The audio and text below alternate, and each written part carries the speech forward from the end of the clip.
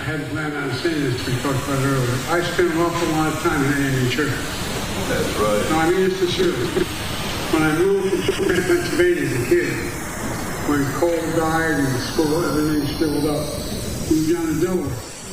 And I got deeply involved in the civil rights movement. And one of the things that occurred, moving to Delaware, my hometown, is the only town in history of America since the Civil War, occupied by the military for 10 months.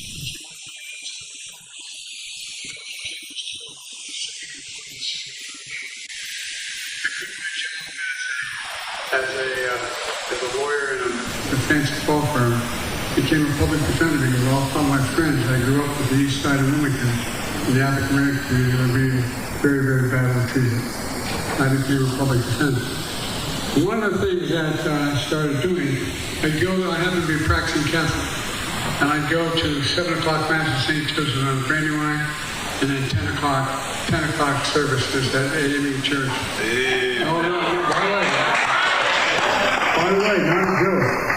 Bishop Beeman, who now is heading up the Bishop's Council, has told the bishop he knows the relationship. That's right. And look, my whole being, particularly as a high school and college student, was formed by the black community. I come from an area where we're the third largest percent of African Americans of any state in the Union in Delaware. Delaware is a strange state.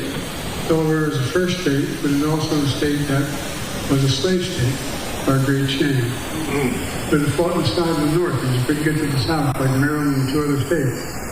And so even when we did Juneteenth, it didn't affect people in Delaware because they weren't in the Confederacy. No one could ever in the Confederacy. It wasn't until the Emancipation Proclamation has occurred.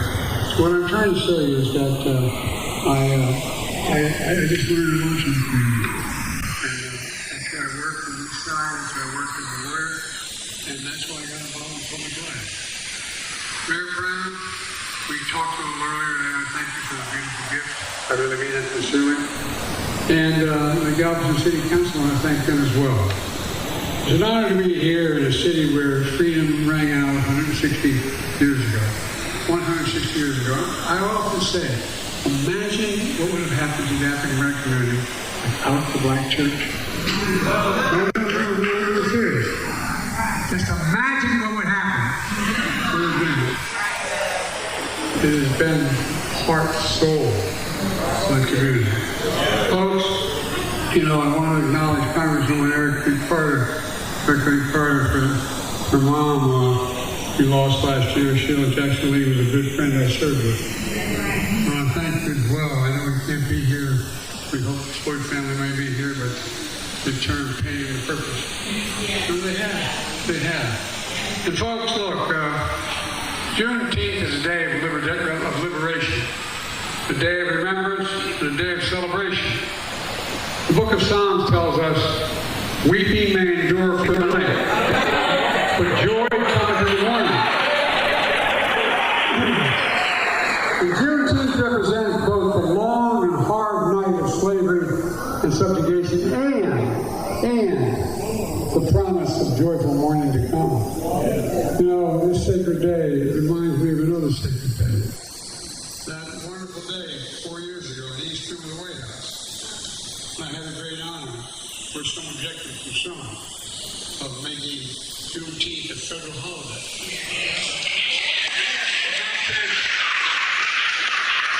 Not since Dr. Martin Luther King Jr. Day, the first holiday since that. Miss Opal was there, grandmother Juneteenth. Noble was determined that all Americans should know the profound weight and power of this day. And I was very proud to do that. Because look, Black history is American history.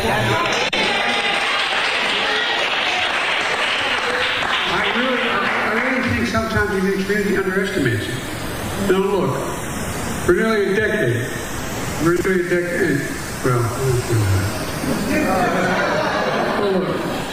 let's not forget when Juneteenth was passed as law, okay? It was passed the historic significance of Juneteenth was introduced legislation year after year by Sheila Jackson Lee. Let's not forget, when the bill finally passed, it passed with strong bipartisan support. Bipartisan support. Democrats and Republicans came together with numbers to memorialize this profound moment in American history. I'll tell you, it made me proud that we were united. Proud, despite all our differences, we can still come together on things that mattered most. And this matters as much as anything in American history. Because our federal holidays say a lot about who we are as Americans. That's right. What we celebrate says what we value. And now we have a national holiday dedicated to the emancipation of black enslaved people. I've been to the Africa subcommittee. I've been through all of Africa. I used to be there for a long time. Africa. I've been to the origins of where slavery started. And to listen to them talk about it now, how things have changed. We have to remember, our country is founded on the promise of freedom. Freedom for everybody. For everybody. But the events of Juneteenth are of monumental importance to the American story. And yes, for 56 years, all too often the story what happened here is not written in our textbooks. Not taught in our classrooms. Our children were not exposed to it. And still today, some say to me and to you that this doesn't deserve to be a federal holiday. They don't want to remember, but we all remember, the moral stain of slavery. I've often called it America's original sin. Oh, it was America's original sin, God forbid. Well, I took the view as president, we need to be honest about our history. Especially in the ongoing effort to erase our history. Not just here, but this guy.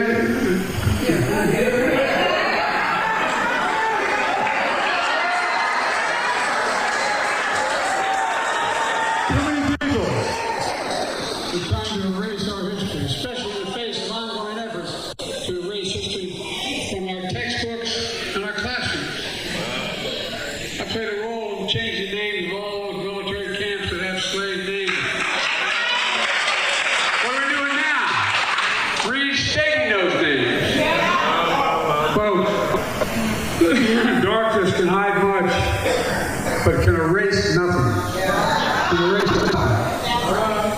And only the truth can come justice and healing. Only the truth. But folks, I don't come here today to only commemorate the past. I come here because we know the good Lord isn't done with us yet.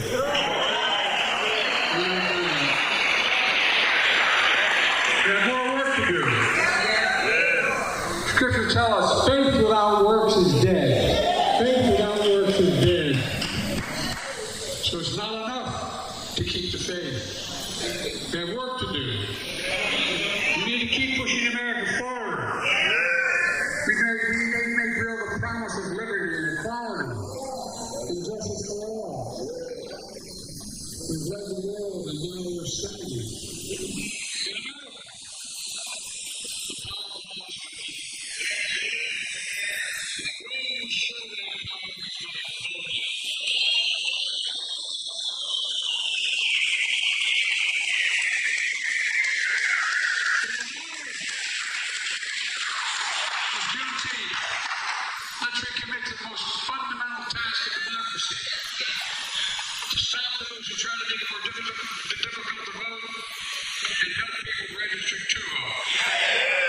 Let's reach out to our families, our friends, our neighbors, remind them how critical it is.